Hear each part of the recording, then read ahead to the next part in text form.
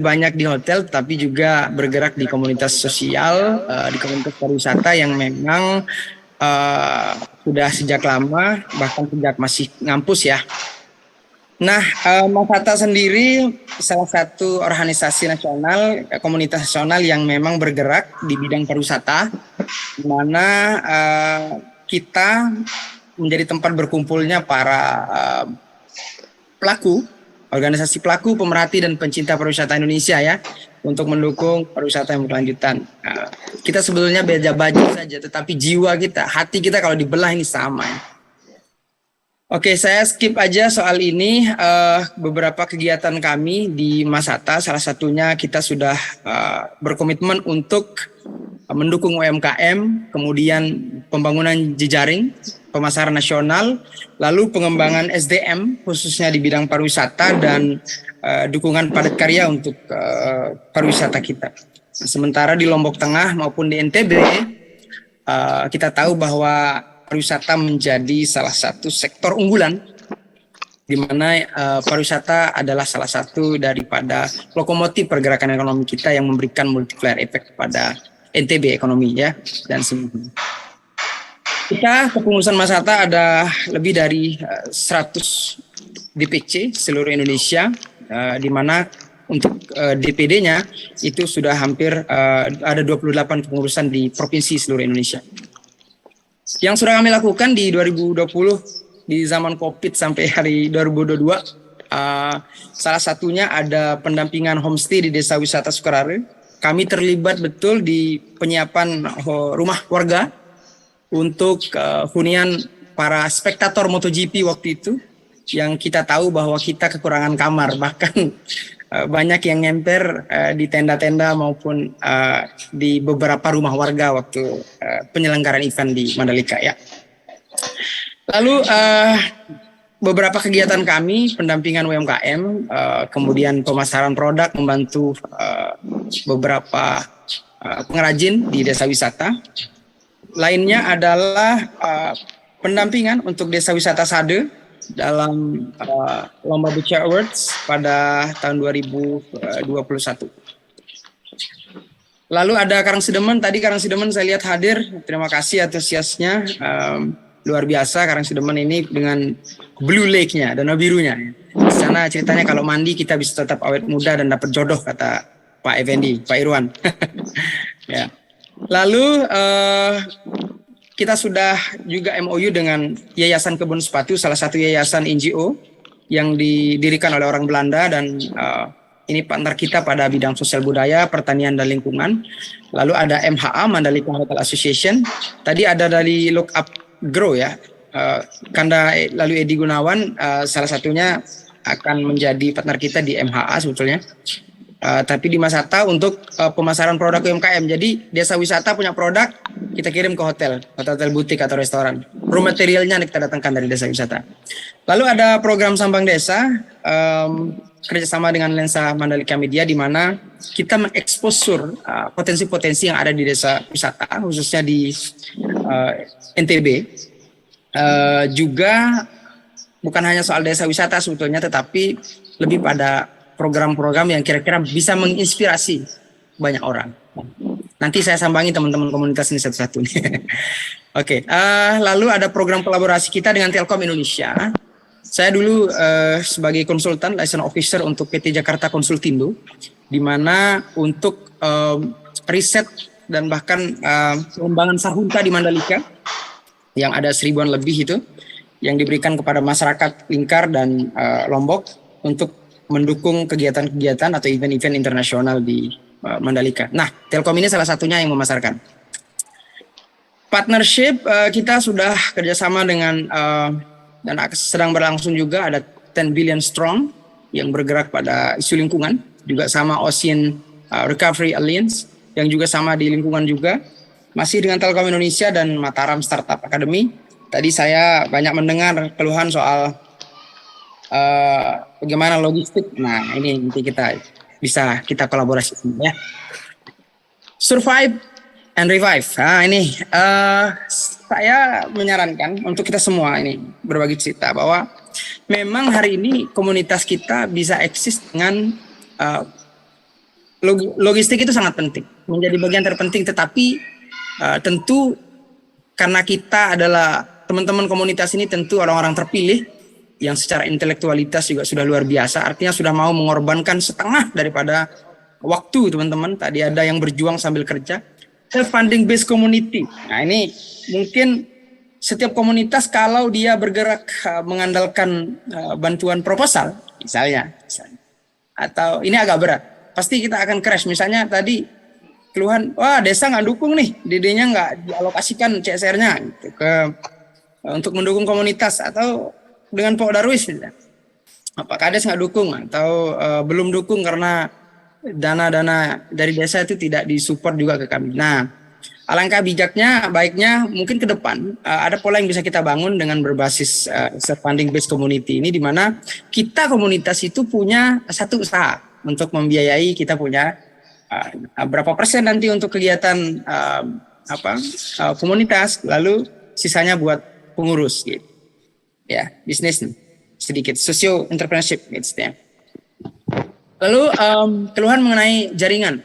Jaringan memang menjadi salah satu, apalagi kita-kita. Ini alhamdulillah ini teman-teman yang terpilih hadir hari ini sudah luar biasa. Artinya banyak dari teman-teman komunitas kita bahkan bagai kerakap tumbuh di batu gitu. Hidup segan tapi mati juga nggak mau gitu. Nah, jadi pergerakan kita memang sungguh luar biasa. Dari komunitas-komunitas yang hadir, terima kasih. Dan nanti kita akan berbagi banyak cerita tanggal 11 Maret nanti saat kita temu komunitas se-NTB.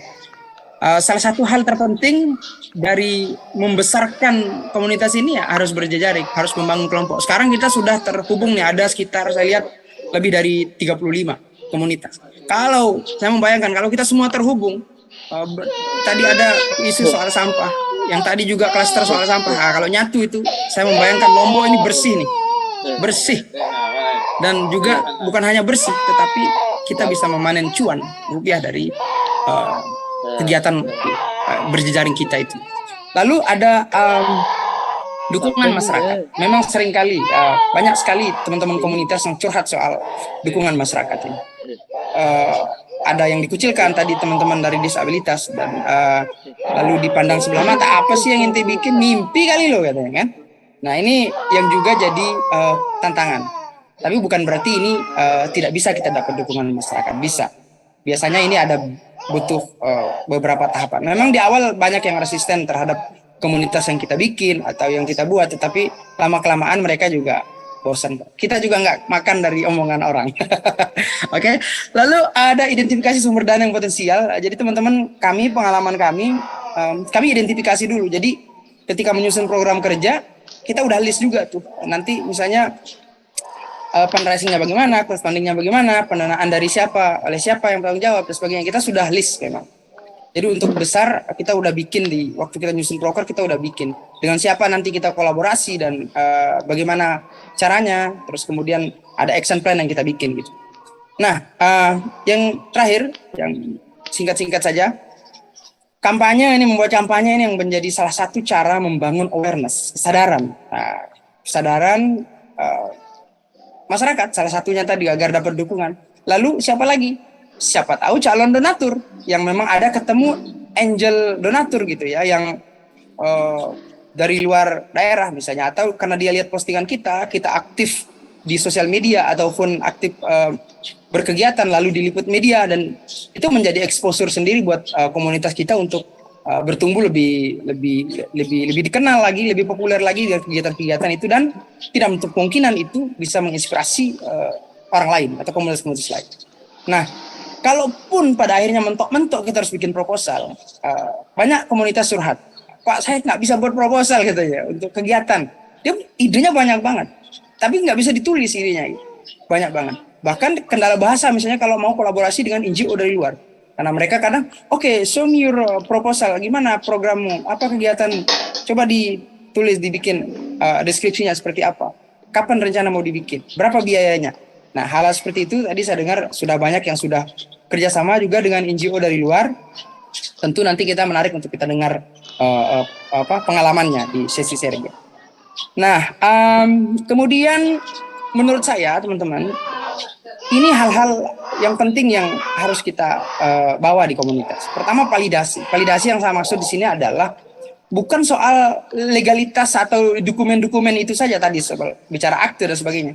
Tapi ada dokumentasi rutin tentang program kita. Jadi donatur itu atau NGO orang yang mau kerjasama dengan kita, lihat, oh dia aktif, dia ada kegiatan.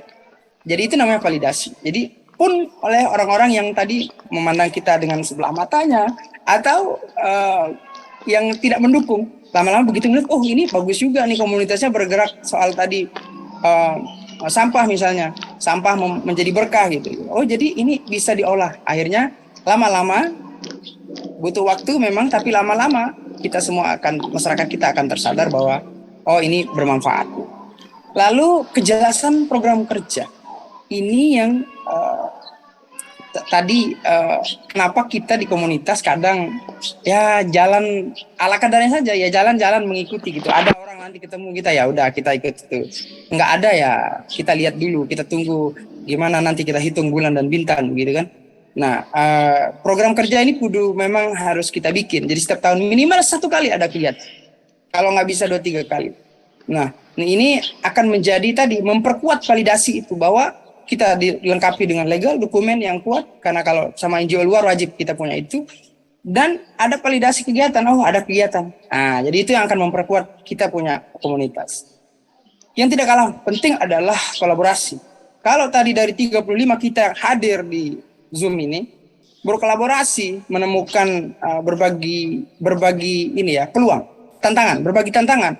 Tadi ada yang soal isu lingkungan. Tentu yang sisi Pok Darwis akan terbantu karena sudah mensupport Sabta Pesona yang salah satu unsurnya adalah bersih. Nah, terus Look Up Grow tadi yang soal bagaimana organic farming. Tentu akan sangat berdampak positif bagi hotel-hotel atau restoran-restoran yang mengembangkan healthy food. Nah, banyak tuh. Kalau di Mandalika itu ada Ashtari salah satunya yang mengembangkan healthy food. Jadi dia pakai organik, bahan organik yang memang ditanam tanpa pestisida, ya. Lalu ada komitmen teman-teman. Ini memang di sisi kelembagaan internal kita, di pengurus terutama. Mood kita memang harus tetap kita jaga. Harus ada mood booster gitu. Jadi kadang saya sendiri juga melihat begitu dikucilkan, begitu dengan rombongan orang. Kadang kita lemah juga, tapi ya justru kalau kita lemah kita kalah gitu. Jadi saya bilang, oke, kita harus lawan rasa minder itu, rasa terpuruk itu gitu. Jangan kita berkomitmen dengan teman-teman pengurus bahwa oke, kita jalankan ini, kita bareng-bareng bismillah gitu. Nah, ada konsistensi. Kalau teman-teman yang muslim mungkin sangat sering dengar itu ungkapan al-istiqomatu khairum min alfi karomah katanya. Jadi istiqomah, sikap istiqomah kita, konsistensi kita itu lebih baik dari 1000 kemuliaan. Jadi 1000 karomah. Jadi kalau kita tetap konsisten, maka insya Allah nanti Tuhan akan kirim, alam akan mensupport apa yang kita usahakan, apa yang kita karyakan. Nah, saya ingin memperbanyak di sisi diskusi, karena nanti pasti saya juga akan sangat tertarik untuk mendengar cerita dari teman-teman semua. Mbak Rinda mungkin ini aja Mbak Rinda. Nanti lebih banyak saya diskusi aja. Terima kasih teman-teman. Terima kasih Kak Sadi.